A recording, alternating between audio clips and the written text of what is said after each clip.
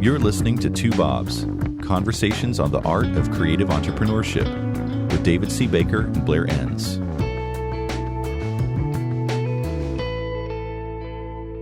Blair, we are going to talk today about replacing presentations with conversations. The second proclamation. Yeah, it's actually the second chapter in your book, which I'm holding right now in my grimy little hands. The book, it's black with red, looks like foil to make it look expensive, so you could charge an extra couple bucks for it probably.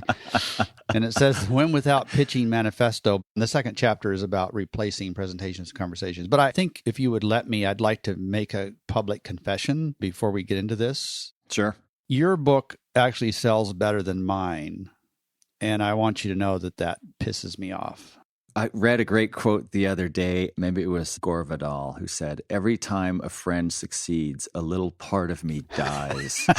I don't know if this is the third or fourth printing, but since we published the book, we got these 3 skids of your books. And not only do I hate the fact that your book is sold better than my last book, but I have to haul these skids of your books like for punishment to remind me constantly that there's so... That's what you get for moonlighting as my publisher. Yeah, instead of focusing on what I should be doing, yeah. The 4th printing should arrive any day now. Oh, just... It's larger than all the other ones. Could I just keep bragging here? And I'm surprised. It's been, I think it's 7 years, somewhere around 7 years. And sales just keep going up. I can't explain it. And I'm more surprised than anybody because I've read it and I know you. So the idea is replacing presentations with conversations. And actually, I read through chapter 2 again. It was fun to read that part of the book again. And you talk a lot about avoiding the big reveal. And the first thing I could think of was several episodes of Mad Men where they have the single pitchboard on an easel in the conference room and it's covered, right? And when they say big reveal, they mean big reveal, right? You know, they lift this thing up and there's this tension in the room. And you talk about the fact that we're addicted to that. I'm not sure people would admit that they're addicted to that. Can you talk more about that first to start us off?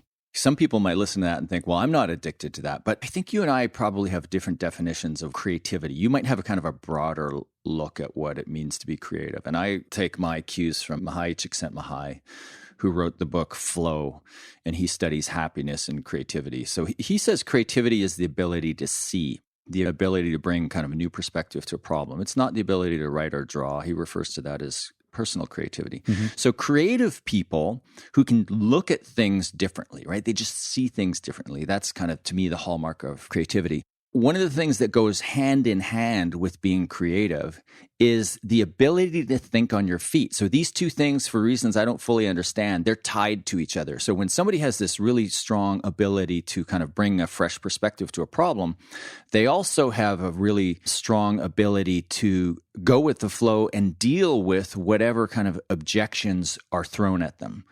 So if your strength is standing in front of a room, saying something, hearing an objection, and then having to react to it, and then kind of sell in the situation or recover from a situation, then you are going to look for as many situations like that that you can create. And I'll give you a great example of a friend and a client from many years ago, creative director at a small design firm. And he was presenting a new identity to a consulting firm. And he does the big reveal, and it's very quiet. And then he's a little bit nervous because it's so quiet. And he says, "So what do you think?" And one of them says, "Well, interesting. I notice you've changed our name from XYZ Consulting to XYZ Consultants. And it was just a mistake, an error on his part." And he responded immediately. He said, "Exactly, because consulting, that's what you do. Consultants, that's who you are." And they bought it. So they changed the name because he just responded in the moment. And so creative people love being in that situation of presenting, having to deal with an objection, and then coming through it because the euphoria is profound. It's huge. So if that's who you are, if that's your strength, commanding a room, having to dance, having to respond to objections, etc., not knowing what's going to happen next, then you will create as many situations as possible where you get to do that. And the whole time you will tell yourself and tell others and tell me and tell you, No, that's the way this business works, or that's the best way to communicate this information to the client. And it's not. It's all about you and your personal need to present as a creative person.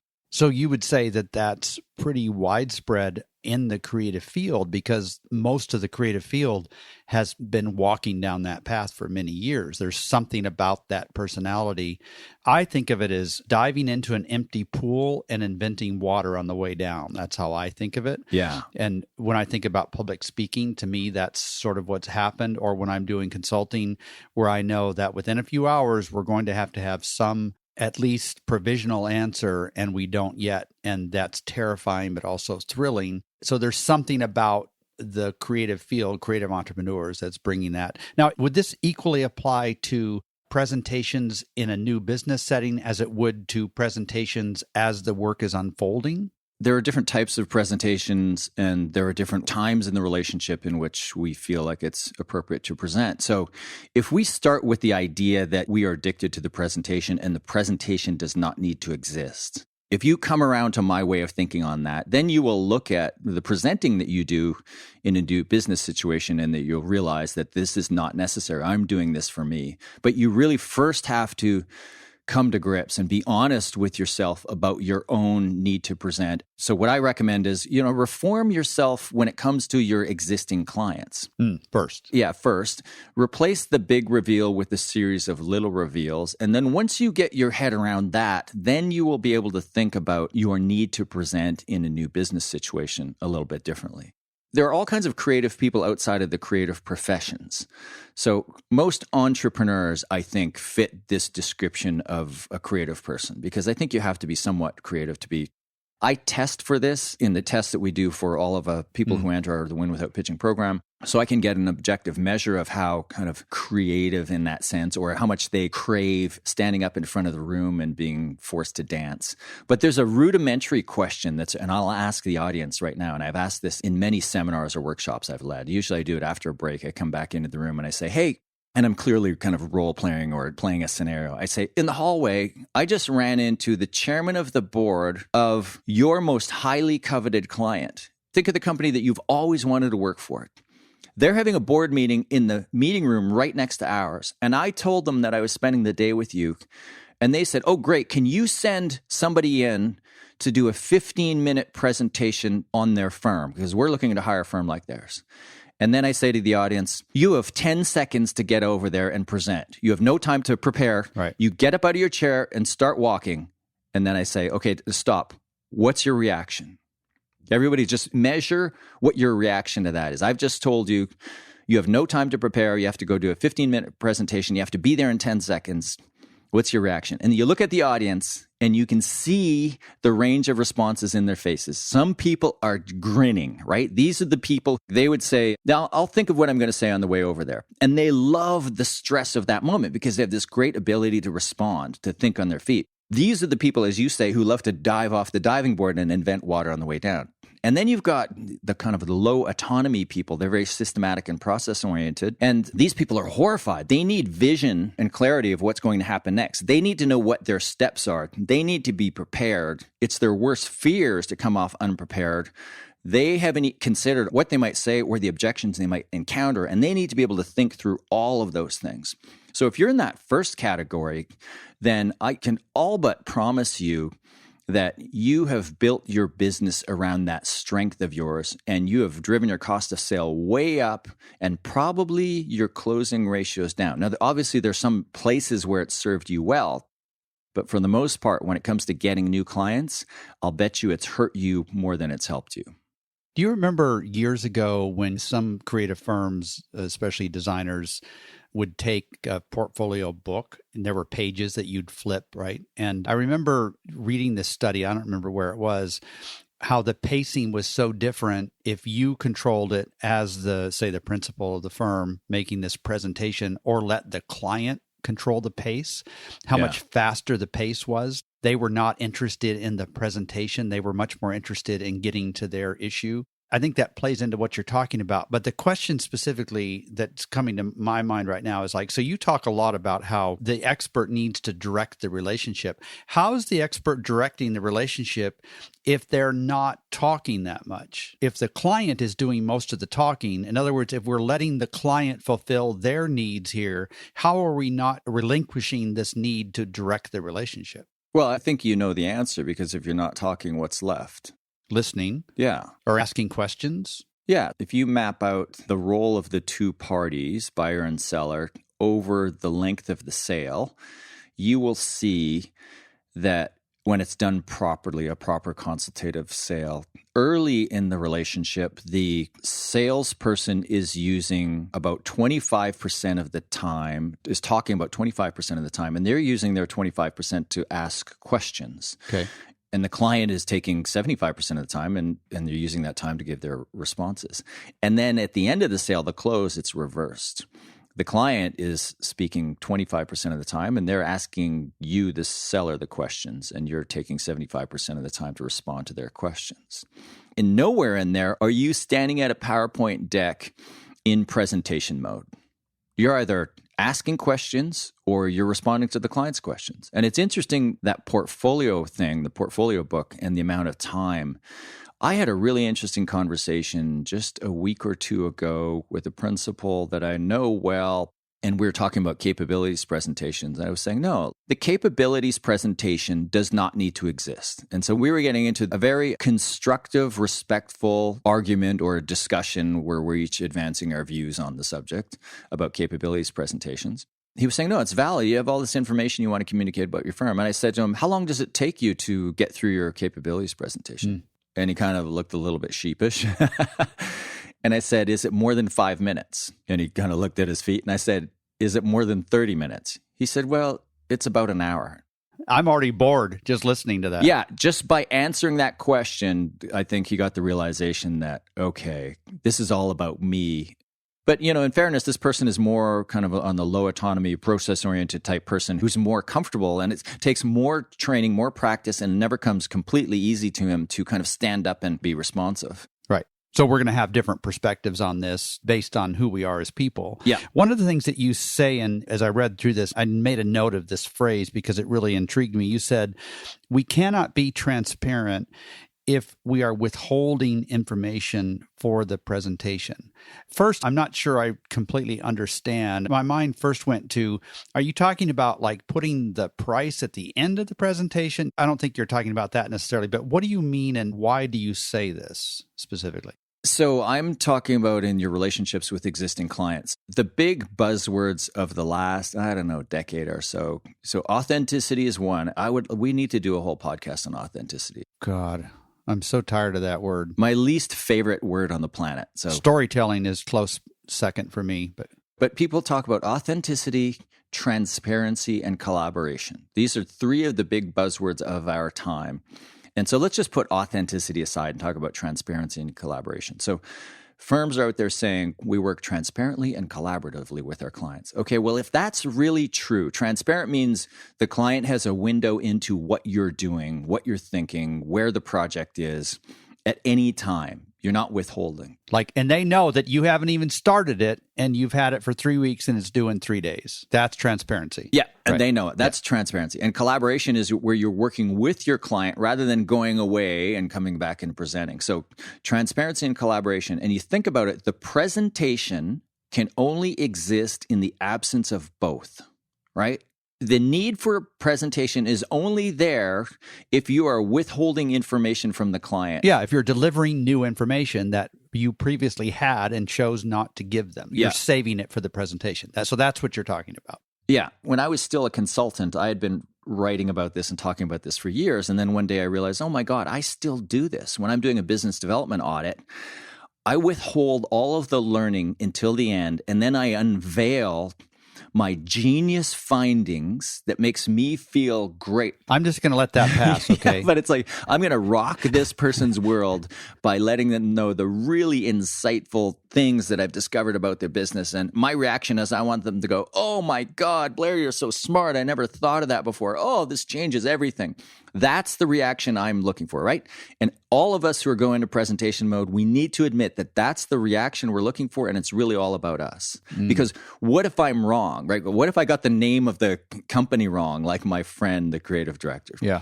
Right? There's a renamed company out there because of its slip like that. You're listening to Two Bobs, conversations on the art of creative entrepreneurship. Your hosts are David C. Baker of Recourses, author, speaker, and advisor to owners of expert firms, and Blair Enns of Win Without Pitching, the sales training and coaching program for creative entrepreneurs. For more information, go to twobobs.com. If you find this podcast helpful, please help us by telling a friend and rating us on iTunes. Thank you. Now back to David and Blair. So I realized I was admonishing my clients for doing this, and I realized I still do it too. So what did I start to do? As I'm learning key things, I would share them with the client. I would never get rid of the final reveal, the final share. I knew I was being transparent and collaborative when in that final phone call, when I was delivering my findings and recommendations, I would begin by saying, okay, I've already shared with you most of what I'm going to share with you here today. We're just going to put a nice little bow around it. Right? So I was just letting them know there is no big reveal because I've already shared with you. And so if I would get a hypothesis, I would reach out to my client and say, I think I'm seeing this pattern, et cetera. That doesn't come naturally, but I felt like I needed to take my own medicine. And I realized that when I was doing this, I was far less likely to make a big mistake or miss something vital altogether. Like how often does that happen in a presentation where you think you've killed it? Right? Yeah. You think you've killed it, and the client goes, wow, that's great. What about Singapore? Yeah. What do you mean Singapore? You've forgotten something significant. And this is an early test along the way. So if you get your hand slapped, it's not a big slap. Right. It's not getting hit with a baseball bat. It's like, silly, man. No, that won't work. So I hear people objecting, though, because I know that a lot of my clients and your clients are listening to this and saying, listen, I have the answer early in the process, and I just withhold it because it makes it seem too easy if I just blurt it out. I'm going to say, okay, I really know the answer, but we'll get back to you in about a week or 10 days, and then we'll embellish and clean up and prep the answer and give it to you because they feel like they're not going to be able to charge the fees they want to if it looks that easy to them. So what are you going to say to somebody I guarantee you some people are going to think that when they hear what we just talked about. Oh, I completely sympathize. I mean, I operated the same way for for many years as a consultant. And I know I'm not going to give away your secrets.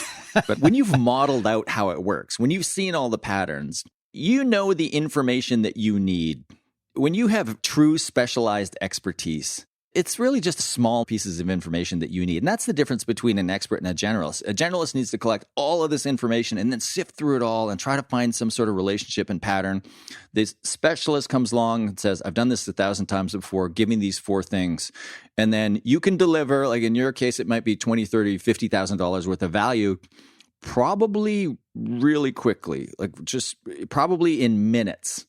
But you let things unfold, right? And you reserve the right to, well, maybe I'm missing something, right? I think that's valid. Maybe I'm missing something. Let me just let some ideas kind of gestate.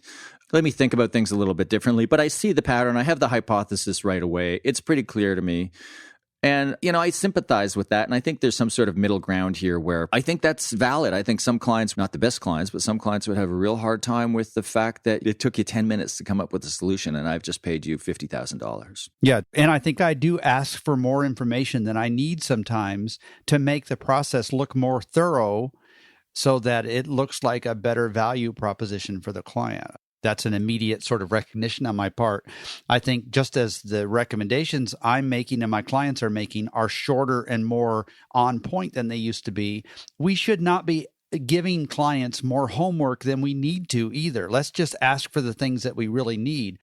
They should only be allowed to answer questions. They should not be allowed to talk unless they're answering a specific question. So we can't be transparent if we're withholding information for the presentation. Another thought that popped up as I was reading through chapter 2 again is that when you are presenting, you are not listening. You're not being present. In other words, you can't effectively multitask here. Do you want to talk more about that?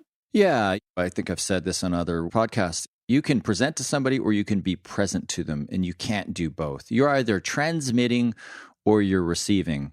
And another kind of a sub-point under this is when you're presenting, you're kind of in violation of some of the principles of value pricing. Value pricing where you're getting paid to deliver value. You're not on inputs like time and materials, not on outputs like delivering X or Y, logo, et cetera, campaign, but on the value that you create for the client. So ideally, that's the place where we all want to get to or get closer to, where we're commanding fees or remuneration for the value we're creating for the clients. But for you to value price, you need to have a really meaningful value conversation. And there's steps to a value conversation. And one of the keys to a value conversation is you need to be focused on uncovering the desired future state of the client. It's this duality of Zen mind, beginner mind, like the blank slate of a beginner and the mind of the expert. So you need to be expert enough to know the questions to ask, but you need to be beginner enough to kind of move off of the solutions, as Mahan Khalsa would say, and just quit thinking about what you're going to sell to this person. The ideal state of somebody who's selling creative services or marketing services or any consultative services, the ideal state of that salesperson is you're present to the client, you're intently focused on understanding them, learning about their situation, learning about their desired future state, and you are letting go for the moment of how you are going to help them get there.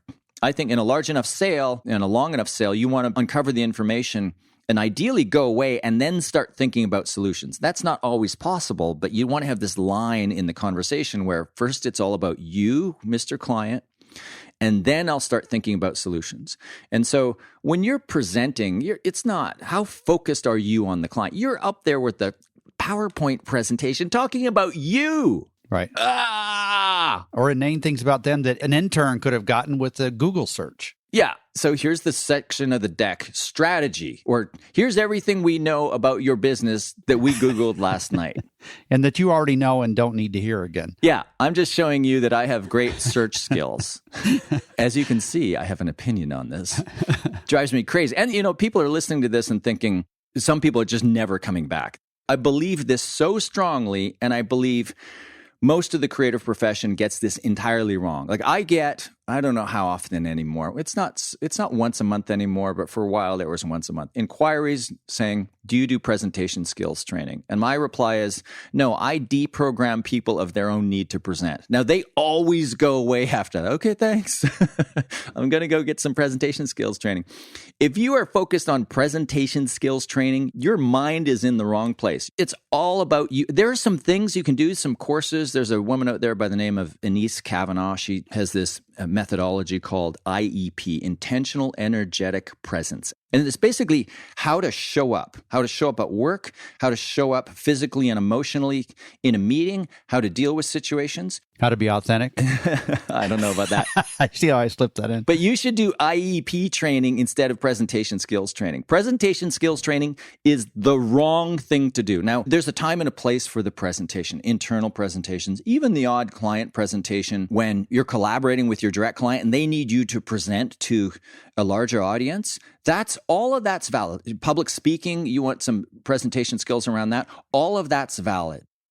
Looking for presentation skills training to improve your new business development results. Like your close rate. It's exactly the wrong thing to do. I'm just pausing here just to let that sink in for people. Good. Yeah, I'm going to have a cigarette now.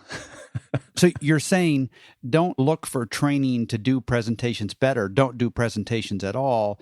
But there's obviously room for training about how to listen, how to ask better questions. You're not dismissing that sort of training. No, not at all. In fact, I think that's what IEP is about. That's what some of the things that we talk, the idea is, I forget where this comes from. I've stolen it from somebody. It's a book on leadership. The idea of what I call the physiology of leadership. And leadership as a social science, that's a great model for selling. You can study anybody's model of leadership and you'll become a better salesperson. But I refer to the physiology of leadership as two things, calm presence. So you're calm, you're not anxious, and you're present. And so that should be your demeanor every time you're selling. There's all kinds of different ways and different methods and models that you can use to improve your calm presence in a situation. You and I have done seminars on IP development where we've used constraint-driven exercises, and we use constraint-driven exercises in the Win Without Pitching program. I use them in speeches and workshops. I've become a huge fan of constraint-driven exercises. So just think of this as a constraint-driven exercise. I'm talking to our audience here. Right. We can't present naturally, normally. Yeah. What would you do if you were not able to present? How would you go about trying to win this business if you were not able to give a presentation or use a PowerPoint deck of any kind? What would you do? Well, the short answer is you would have a conversation, right? Right. So then there's all kinds of things that you need to sort out about, well, what questions do I ask? What framework do I use for the questions?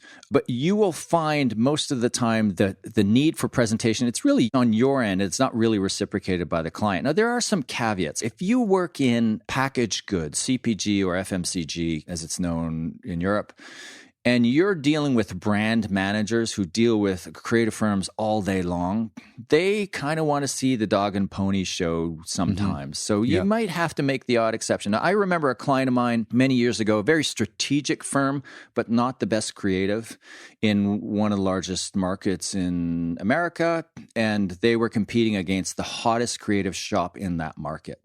And when we set up the final meeting, so it was down to the two of them, I had them put all of the creative stuff that they wanted to present on a table over in the corner of the room. And so when they were facilitating the conversation, they made the point that the quality of our creative is good. You know that, or else we wouldn't be this far. You've already seen it. If you want to see more of it, it's on the table over there. Let's get to why we're really here. And so they move on to the more kind of valuable part of the conversation. And so of the three people on the client side, there was the president, there was the COO, and there was the brand guy. And the brand guy got a little fidgety at this. And at the end of the conversation, the president and CEO of the client business, they didn't need to see the creative again. But at the end of the conversation, the brand guy got up and said, "I'm sorry, I just need to have a look through this." And he flipped through some stuff. And he came back and he sat down and he had this sense of relief. Okay, good. I'm good. And they won the business. They beat the hottest creative shop. So if they had stood up and gone into presentation mode, they're trying to match this other firm at their own game. Instead, they facilitated a conversation. The point I'm trying to make is the senior people at the client side, they don't want to sit through a presentation. Right. You know, we all have websites, right? Especially nowadays. You could see maybe that would have made sense 15, 20 years ago, but not so much today. It's boring to people. Yeah. And, you know, I'm fond of saying sometimes it's better to be different than it is to be better. So if you are going into a competitive situation against 3 or 4 other firms and everybody else is doing the dog and pony show, you have an advantage if you treat the situation differently. If you try to break down the walls and facilitate a conversation, and if you can go first and do that and set the tone, then things will feel really different. First or last, I'm a fan of. So we're really not trying to sell things, but I'll do this for you. I really do think if you folks, listeners, if you haven't read the Win Without Pitching Manifesto, I would recommend it. It's $25 list, and there's also electronic version of it. I think it's one of those books that just has a really long life because it's perennial. There's some core, very human points in the book that you can just read and reread, and it's a great book. So it's the second best book I know of at the moment, but it's a good book. And its success is due entirely to its publisher. Yes, Thank you very much. Thank you, Blair. Thanks, David. Thank you for listening to Two Bobs with David C. Baker and Blair Enns. Subscribe and learn more at twobobs.com. That's the number 2, BOBS.com.